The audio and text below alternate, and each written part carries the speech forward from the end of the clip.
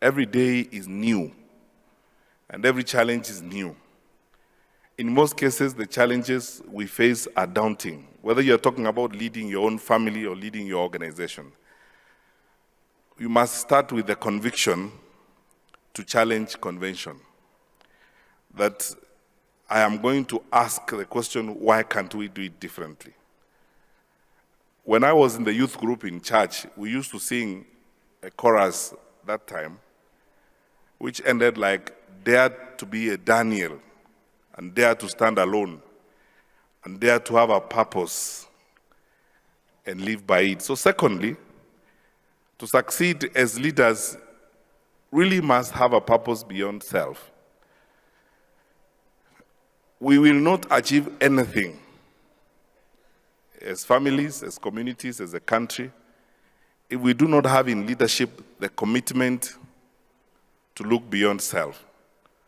And again, let me tell you very sincerely, it's okay, it's fine and dandy actually to be a minister. I mean, you are paid well, you are driven around, you're even given bodyguards. You can drive for 7 days without going to the petrol station to fuel your car. But you know, you can also be lost in that sort of opulence and you do nothing for the people who in the first place are the reasons why you hold the position.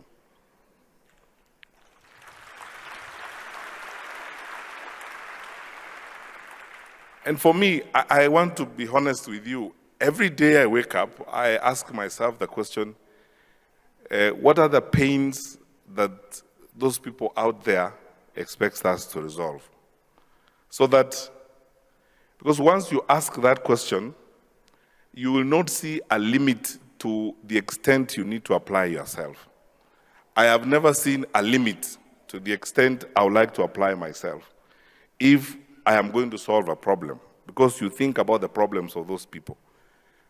I used to meet people when I was Minister for Education who were very surprised that I would wake up at 3 a.m. in the morning to go to the containers. And I told them, I have no problem staying awake all night if that means that those children get genuine grades and they move forward in a genuine manner. My comfort means nothing. I could stay in my house, wake up in the morning, chances are that by the time I get to the door, there will be someone to salute me, even if I've done nothing.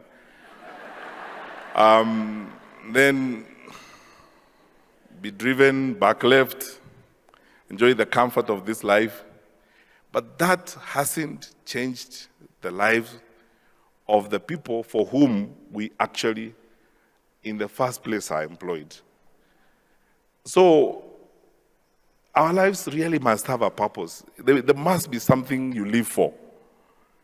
And that something cannot be the comfort of your office. And for us to make the change that we need to make, we must always ask ourselves that question. What do we live for?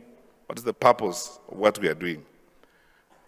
One of my former bosses told me that if you leave an organization and people do not miss you, or no one misses anything you are doing, it means you ought not to have been there in the first place anyway, because you never made an impact. So I go around telling public servants, okay, if you can do nothing, at least plant even trees so that when you are gone, someone might say, these trees were planted here when so-and-so was the minister. At least do something, as it were. At least do something. Move to the next level. Thirdly, there is no way we can achieve anything without sacrifice. Frankly speaking, leadership and sacrifice are two sides of one coin. We have to make sacrifices.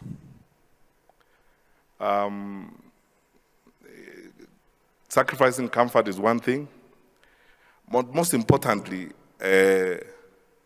sacrificing the petty small things or small comforts or conveniences of this life is even much more important. I have been giving people an example that, in public life, in dysfunctional societies, you can make a lot of money when you are a corrupt person. Because people come and tell you, they try to offer you things and they tell you, they can do this or that or the other for you. The sacrifice you have to make is to win yourself, first of all, out of those challenges, and then secondly, stand firm. I know the word firm is very common in my press conferences because I insist we will be firm on these things and we will not change. Why? Because I know people actually can change. And you can be talked to at night and you change. And influential people can come and persuade you to change and offer you other things and tell you, we do this business, we are good brewers and we have a lot of money. We can change your life if we offer you so much, because I know you can change. So making a sacrifice and sacrificing some of those is very important, because there is no way you can achieve anything without making the sacrifice. Fourthly, it's about our character. And I'll tell you why I think many of our politicians and many political leaders across this continent are not respected by people. And respect is not the sound of the claps you receive at public rallies or the songs that people sing for you. I believe genuinely that respect comes out of inspiration, when you inspire people and you change their lives. And there are very few people who are that respected, because in much of our public life, a lot of our leaders are two people walking around as one. There is you who stands up before people, and there is the real you when you are away from the public. Strength of character is very important. Carrying big Bibles and pontificating religious theory is not the way.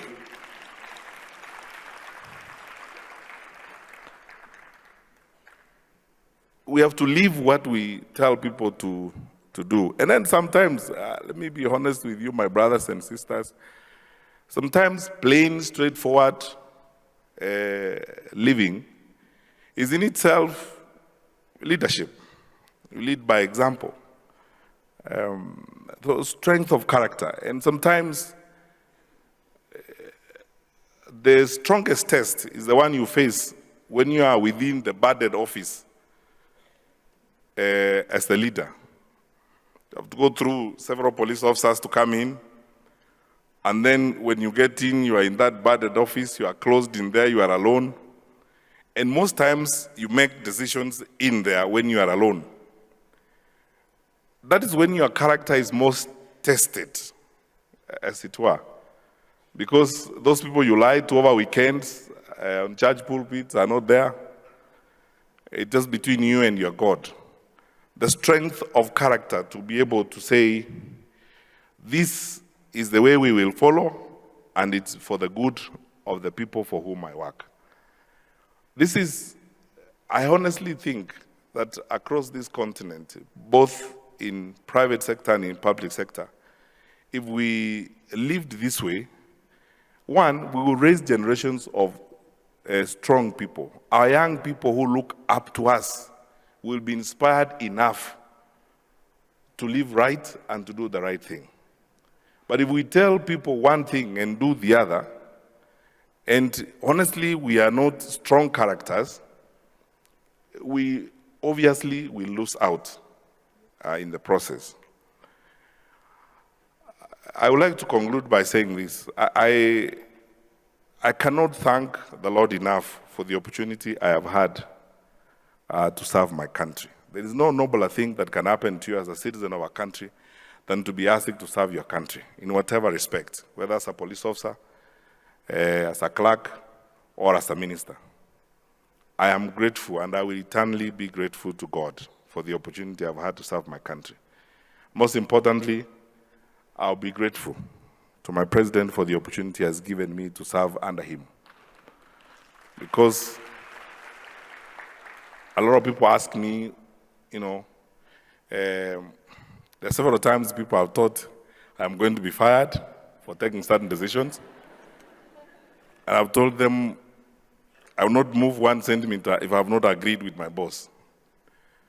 And the fortunate thing about strong leadership at the top in a country is because you don't bargain or think about political will. Our president is transformational in his leadership, and he's focused on changing our country. And when we have discussions on things that need to be done, even when we have to make tough decisions, I will always move because I know my boss also believes we need to crack the cartels in the textbook distribution so that we can achieve the 1-to-1 book-pupil ratio. And so I have no problem facing them and telling them to actually find something better to do, but we are going to succeed in what we want to do because we are determined to do it, as it were. And as long as you have sufficient political will and you are determined and you have the courage to contest convention, to move away from the ordinary, and as long as you are driven by a purpose that looks beyond yourself, that thinks about those people out there, you will always succeed. I thank God for the experience I've had, and I'll close by sharing this experience with you. One day after the release of exams in 2017, I was coming home, and you know, Kenyans are very vulnerable. We express ourselves sometimes we don't hide. So a middle-aged woman met me on the queue at the airport in Dubai. And she asked me, "Are you Matiang'I?" I tried to tell her to lower her voice. But she obviously was very excited. She could not lower her voice. Then when I said yes, she raised her voice and said, "Oh, wow," you know. But anyway, she was very excited, to cut a long story short, because she showed me, I have the letter of my child who has been admitted to school X, and I have printed it out here in Dubai, and I'm now going to Nairobi to pay fees and take the child to school. In the past, I would have had to go there a month earlier to look for someone to help me get her from one place and suffer. Probably bribe someone, probably have the letter get lost. And when I told my colleagues at the Ministry of Education, why do we go through a laborious exercise of pulling everybody together and selecting children in a manual way so that we can provide an opportunity for rent seekers to look for bribes? They told me, this is how we have always done it. And I said, let's try it a different time, in this era of technology. And every parent will just basically get the index number of their child, and they will go into the system once we have selected them and print out their letter of admission and go to school. They don't have to talk to us here in Jogo House. They don't have to come here so that we look big and important and keep them on a queue, as it were.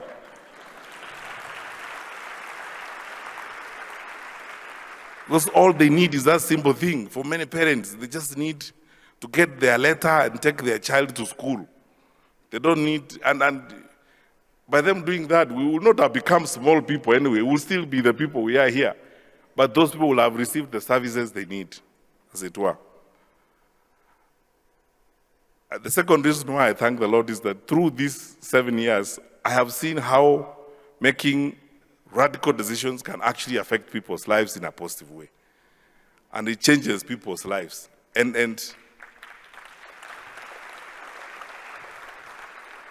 these things do change. And so, if there's anything I pray about every day, is that as long as God gives me life and opportunity, when I meet an opportunity to make a decision, I'll make the right decision, regardless of who is on the other side. The right decision, regardless of who I'm going against. Especially if it's a decision that is going to be for the good of our people, and a decision that is going to be for the good of fellow men. That is what I believe God wants us to do. That's what leadership entails. I wish you all the best, and I look forward to learning